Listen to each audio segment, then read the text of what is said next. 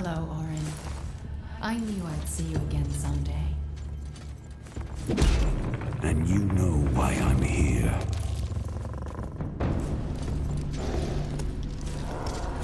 There's something very satisfying in a basic way about Godfall's combat. That's not to say the game is basic, because there's a ton of stat stuff and gear to play with under the hood.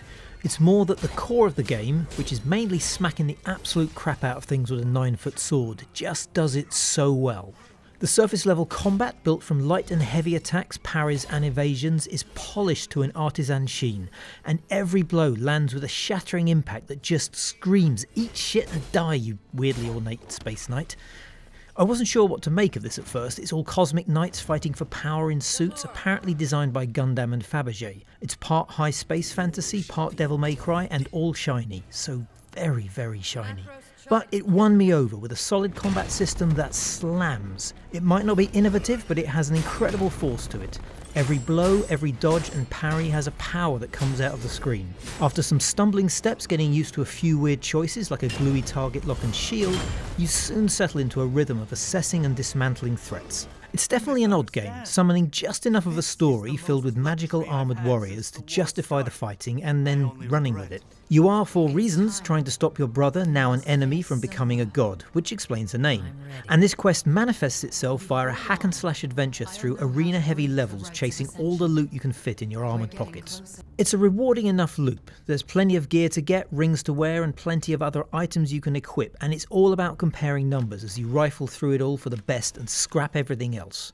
This basic stat crunching is satisfying. Bigger numbers hurt more is an easy concept to grasp, but there's a whole other layer of status effects that I'm less sold on, mainly because it's not overtly visible. There are damage types like bleeding, fire, electrical and more, but the trouble is you can't really tell that much.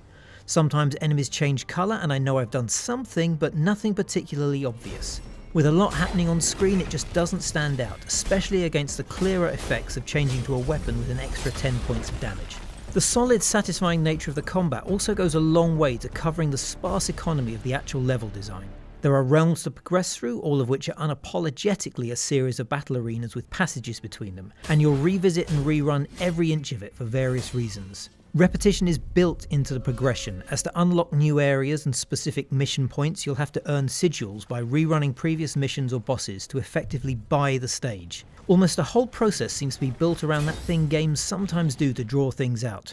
We must get to place X, you're told, only to get there and find it's mysteriously sealed by 3 magical MacGuffins you'll have to find and smash to open it. It says a lot though that I'm not off put by the heavy focus on replaying and revisiting encounters. The need to rerun mission variations isn't as grating as you might think, when the whole point is just to have really cool fights and win more stuff. It means Godfall is definitely a bit of an odd one. There's great combat, but its focus on rerunning encounters to grind for progress might not sit well with everyone. However, when you take down a group of enemies in a flurry of blows or perfectly dismantle a giant boss's attack pattern, it nails that unthinking, reactive, totally in the zone moment, and it can feel amazing. We give it 3.5 stars out of 5. Individuality is favored by those who wished to forge their own path.